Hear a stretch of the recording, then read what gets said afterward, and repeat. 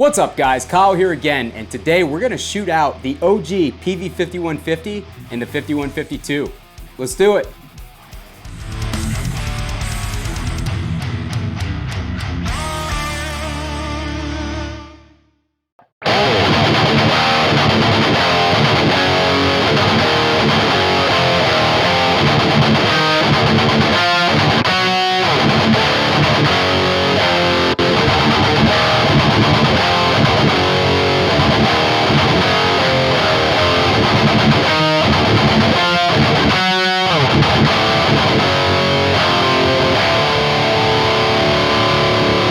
Hope you guys are doing great out there today. As I said, we are shooting out the Peavey 5150, the OG signature, not the block letter, they're the same amp, and the Peavey 5152. Years ago when I was just getting started in gear, I was always really curious at how these two amps differed. Of course, you can go online and read all sorts of stuff on forums and people are gonna give you their biased opinions on everything, so I figured why not make a video while I have both of these iconic amps in-house? No, not you, not yet. While I have both of these amps here in-house. Now, I've always found the original Peavey 5150 to be a little bigger, a little bit more low-mid focused, and have more gain on tap. It just has a little bit more of that like wall of sound thing going on. Whereas the 5152 always had a little bit tighter bottom end. It always had a little bit more like upper mid, nasally kind of presence to it, and the gain was a little bit cleaner, a little clearer, and a little less. You have to dial the gain up higher on the 5152 than you do on the original 5150. So there are some subtle differences in the red channel. Now the green channel, the rhythm channel on the original Peavey 5150, I felt like I could get awesome high gain tones out of all day. I still prefer to live on the red channel, but the green channel definitely has its uses. On the 5152, the green channel is definitely not as high gain even when it's pushed all the way, and it doesn't sound as good for the high gain tones. The clean channel is a little bit better because the 5152 has a dedicated preamp tube for the clean channel, but the crunch voicing overall, in my opinion, suffers a little bit. So for today's demo, I'm playing both of these amps through my Randall 212 cabinet. This is a CB cabinet that's all birch. I've got vintage 30s in here. SM57 on the vintage 30 where the cap meets the cone, using my Gibson Explorer with the Vineham Rampage pickup, which is basically a hot rodded PAF. We've got an assortment of boosts up here. The boost that you guys heard in that initial clip was my Deadweald Duality DX, which I have on in pretty much every video because it's awesome. Okay, we currently have both amps dialed into noon. Everything is set exactly the same. We're gonna take the gains and we're gonna put them down to 1, and we're gonna dial them up from there to see how much difference there is in the range of gain available on these amps, and just see how they sound in comparison with the same settings. Real quick, before we do that, if this is your first time here at my channel, what I do is I take awesome high gain amps, overdrives, guitar cabs, and pickups, record them with a simple SM57 setup to give you guys the unprocessed audio on your end. So if you guys like E-standard thrash riffs, consider hitting the like button on the way out and subscribing so you don't miss the next video. Thanks. All right guys, let's hear how these amps sound. I am on the 5150, everything at noon, gain at 1.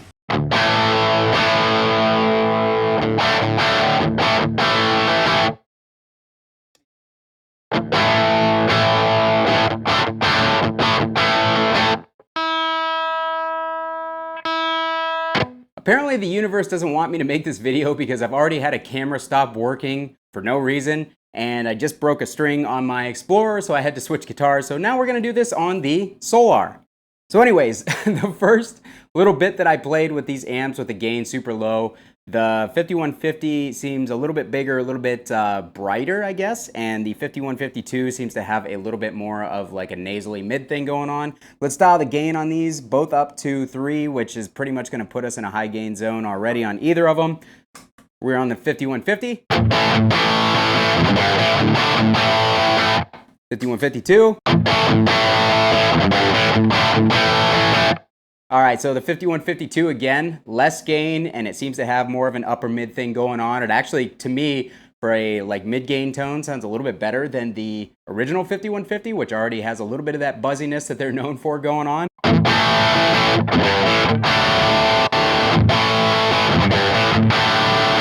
All right, so let's dial those gains up to 4.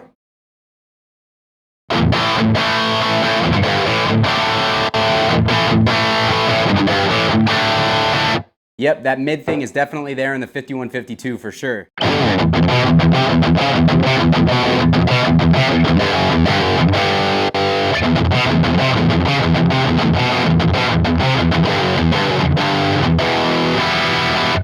All right, so let's dial everything up to 6 on each EQ of each amp and see if that brings a little bit more life into the sound.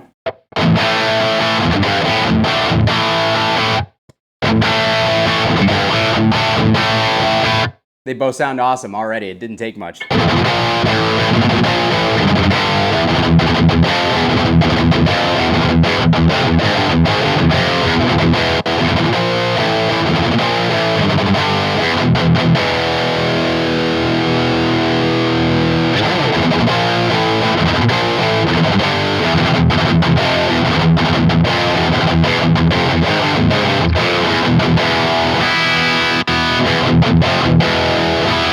So overall, the 5150 seems to be a little bigger sounding, has a little bit more top end presence, whereas the 5152 has more in the mids. So let's dial the gain up on the 5152 to try and match the 5150.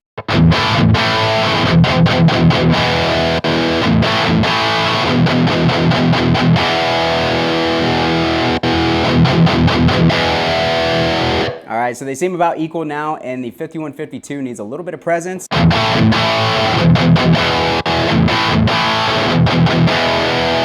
Pretty similar, but again, the original 5150 just seems to have a little bit more top-end brightness going on, whereas the 5152 has some more mids.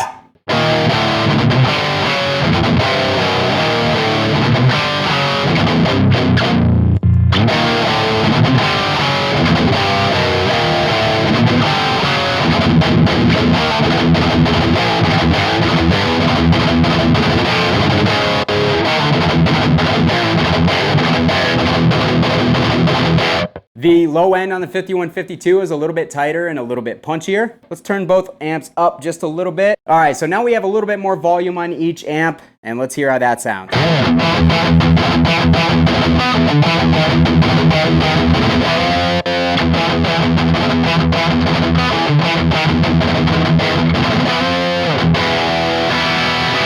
All right, so the low end on the 5150 has a little bit like bouncier and chewy feel, which you would come to expect. They're a little bit looser on the low end, a little bit more sag, whereas the 5152 is tighter and it seems to just have a little more punch and a little bit more in the way of the mids, not quite as bright up top.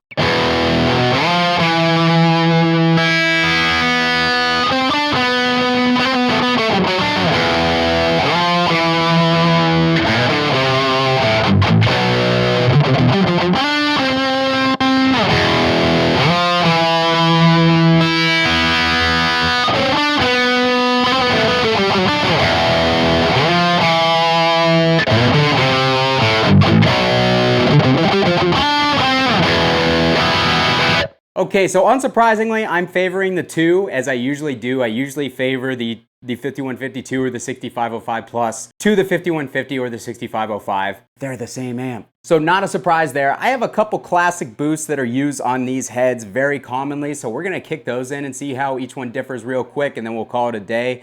But yeah, you can already hear the differences. They're subtle, but they're there. Anytime I hear somebody say that one smashes the other, I just think it's silly because they're so close that there's not that much difference between the two. So if you really think that one of these destroys the other, I don't know what you're listening to. Or you have really strong personal preferences, and that's fine, but you just look dumb if you put them out there as facts instead of personal preferences. All right, guys, so the Tube Screamer is now engaged, and we are on the original 5150.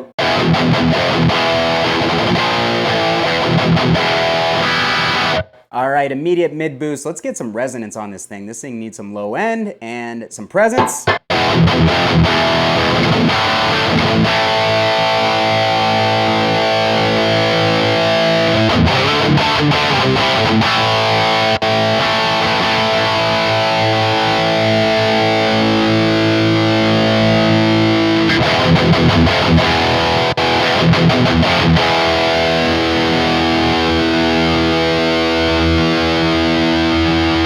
All right, so we've adjusted both amps to kind of compensate for the Tube Screamer being on, so let's play a riff on both and see how it sounds with the Tube Screamer engaged. We're on the 5150.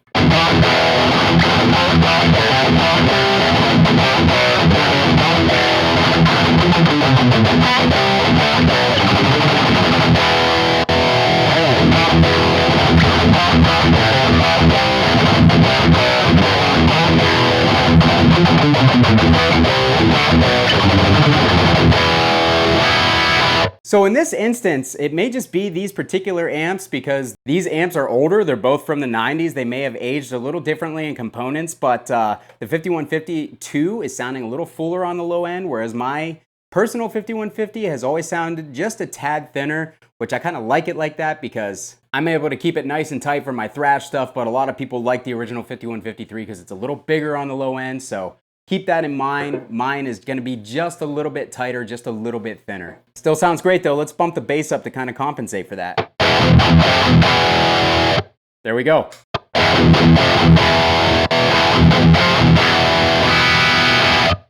All right, so that was with the Tube Screamer engaged.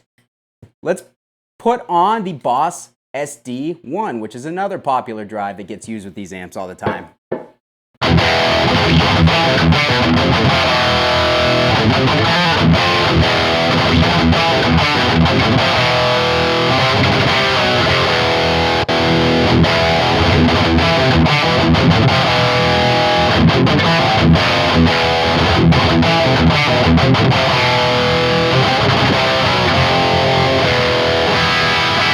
All right, so again, all the same things kind of still apply. It seems like the 5152 is just a little bit more muffled on the top end, so let's add some highs to compensate for that and a little bit more presence.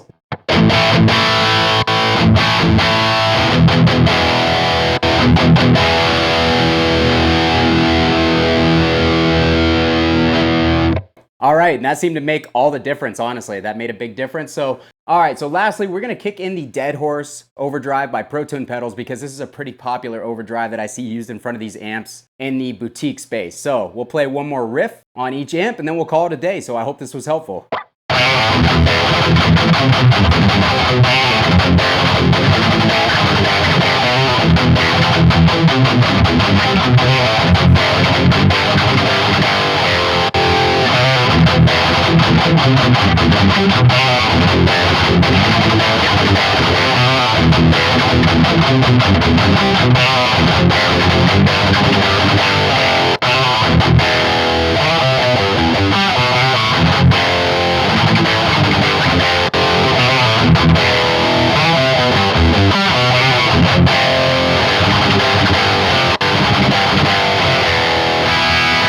All right, guys, there you have it. Did you hear what I heard on your end? Were you hearing the same difference in the mids and the low end reaction that I was hearing here in the room? I'm always curious to see how you guys think the amps actually differ in these shootouts versus what I am hearing. So please put down in the comments what you heard that I did not describe. Also, let me know which one of these two amps you prefer, if you have them both or have used both in the past. And I'll meet you down there and we'll chat about it for a little bit. But yeah, anyways, I hope that this video shed some light on the differences between these two iconic amps. Really hope you found it helpful. Thanks for watching. Again, hit that like button on the way out. Consider subscribing. Kyle here again. We'll see you guys next time.